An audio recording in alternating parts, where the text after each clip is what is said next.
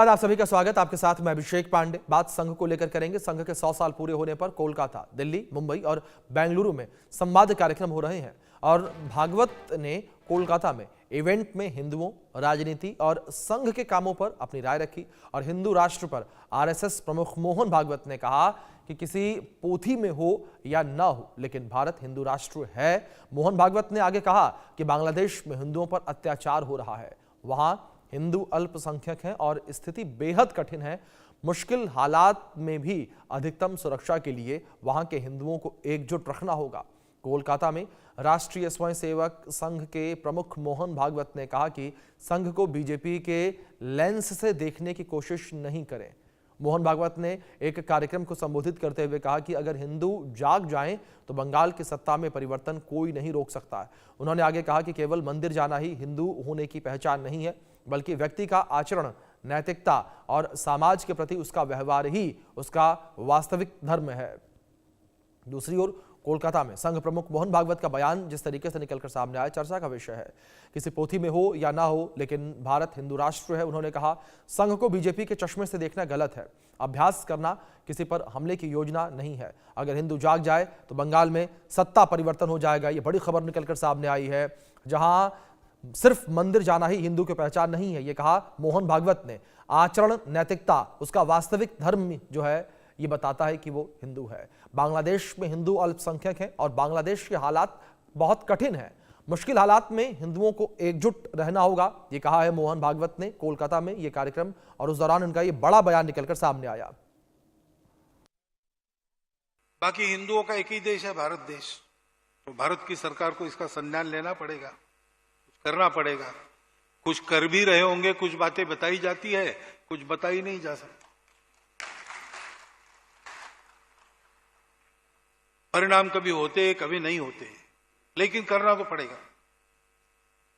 और इधर हम लोगों को संगठित होके समाज के नाते पक्का खड़ा रहना पड़ेगा। एक संघ हिंदू समाज अगर खड़ा होता है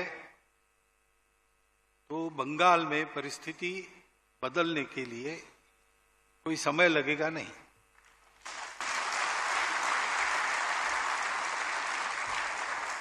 अब रही बात आखिरी प्रश्न की, राजनीतिक परिवर्तन के आपके क्या विचार है, तो मैं आपको फिर एक बार बताना चाहता हूं कि राजनीतिक परिवर्तन के बारे में सोचना मेरा काम नहीं है। हम समाज परिवर्तन का सोच के संघ का काम कर रहे हैं। तो आपने सुना किस तरीके से यहाँ पर मोहन भागवत का ये बयान जो है निकलकर सामने आया है, और इस बयान को लेकर काफ़ी ज़्यादा चर्चा होती नजर आ रही है। और साथ ही साथ उन्होंने ये भी कहा कि संघ को बीजेपी के चश्मे से देखना गलत है।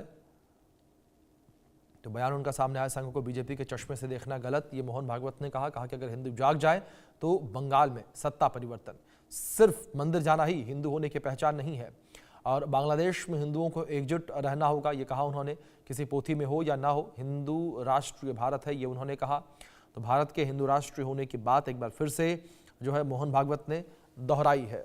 हमारे सहयोगी रैनिक दत्ता जुड़े हैं, उनका रुख करेंगे इन्फॉर्मेशंस के लिए। रैनिक, जानकारी आपसे चाहेंगे इस पूरे कार्यक्रम को लेकर। जिस तरीके से आरएसएस के 100 साल पूरे हुए, इसको लेकर लगातार कार्यक्रम आयोजित किए जा रहे हैं, लेकिन इस बीच पश्चिम बंगाल का ये जो कार्यक्रम है वो काफी ज्यादा महत्वपूर्ण माना जा रहा है। वो इस वजह से क्योंकि पश्चिम बंगाल में अब चुनाव भी होने हैं।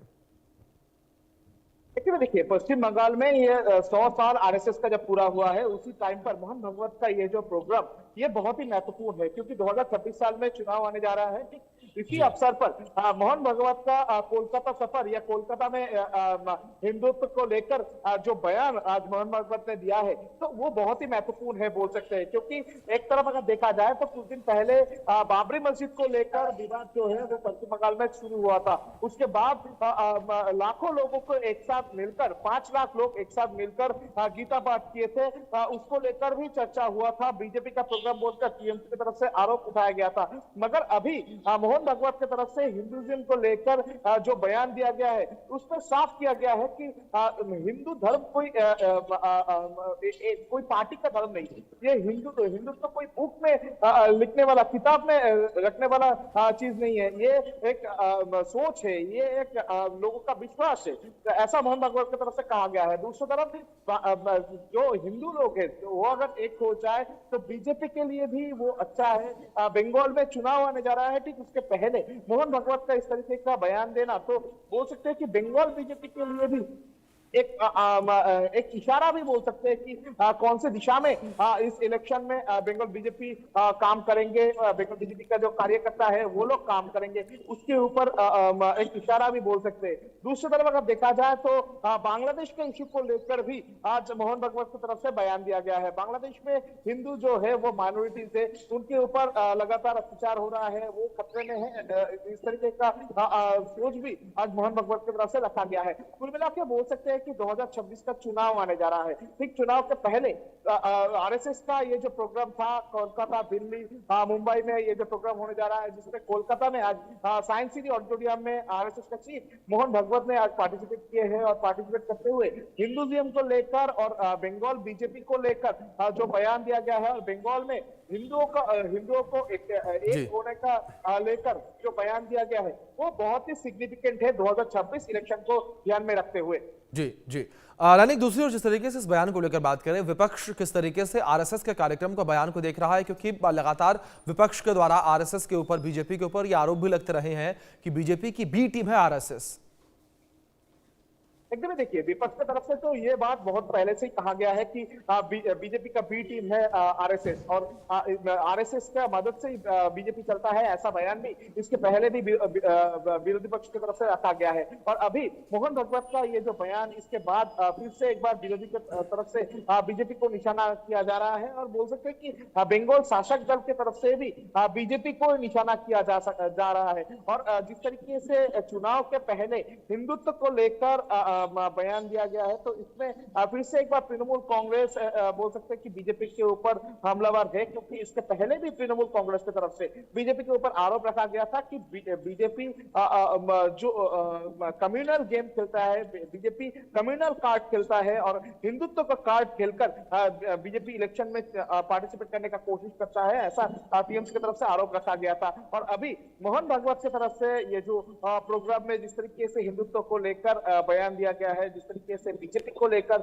आशा जताया गया है, तो उसको लेकर भी अभी तृणमूल कांग्रेस फिर से एक बार बीजेपी के ऊपर हमलावर है और बीजेपी को निशाना साधते हुए देखने को मिल रहा है तृणमूल की तरफ से। मगर दूसरी तरफ अगर देखा जाए तो पश्चिम बंगाल में एक तरफ से बाबरी मस्जिद को लेकर चर्चा चल रहा था, उसी दौरान 5 लाख लोग गीता पाठ किए थे, उसको लेकर भी टीएमसी की तरफ से चर्चा किया गया था। तो एक तरफ जब बाबरी मस्जिद और हिंदुत्व दोनों को लेकर चर्चा चल रहा है, ठीक उसी बीच में आरएसएस प्रधान का ये जो कोलकाता सफर और कोलकाता में आके जो हिंदुत्व बात को लेकर या हिंदुइज्म को लेकर जो बयान उनकी तरफ से दिया गया है, वो बहुत ही सिग्निफिकेंट है 2026 चुनाव को ध्यान में रखते हुए। और बोल सकते हैं कि बंगाल बीजेपी के लिए भी एक इशारा है, क्योंकि मैं ये बात इसीलिए कह रहा हूं क्योंकि 2026 साल में कौन से मुद्दे को उठाया जाएगा, कौन से मुद्दे को हथियार किया जाएगा, ये बंगाल बीजेपी का अभी भी चर्चा में है। तो इसी बीच में आरएसएस प्रधान का कोलकाता सफर में आकर इस तरीके का बयान देना, तो इसमें फिर से एक बार हिंदुत्ववाद को लेकर जो प्लानिंग, उसी के ऊपर भी एक इशारा भी हो सकता है। और बंगाल बीजेपी इसको किस तरीके से लेगा, किस तरीके से वो लोग अपनाएगा, इसके ऊपर भी ध्यान रखना पड़ेगा। क्योंकि देखिए 2026 में चुनाव होने जा रहा है, तो चुनाव के पहले जिस तरीके का हिंदुत्व और दूसरी तरफ बाबरी मस्जिद इसको लेकर चर्चा चल रहा है। इसी बीच में कल बाबरी मस्जिद का जो नींव रखे थे हुमायूं कबीर, उनकी तरफ से नया पॉलिटिकल पार्टी का उद्घाटन भी किया जा रहा है। ठीक ये सिचुएशन में एक तरफ जब हुमायूं कबीर की तरफ से बताया जा रहा है कि मुस्लिमों के लिए पॉलिटिकल पार्टी तैयार किया जा रहा है, ठीक उसी टाइम पर बिल्कुल जाहिर तौर पर यानी जिस तरीके से आपने जिक्र किया, इस पूरे मामले को लेकर सियासत भी गर्माती नजर आ रही है पश्चिम बंगाल में। फिलहाल बहुत शुक्रिया जुड़ने के लिए, जानकारियों के लिए।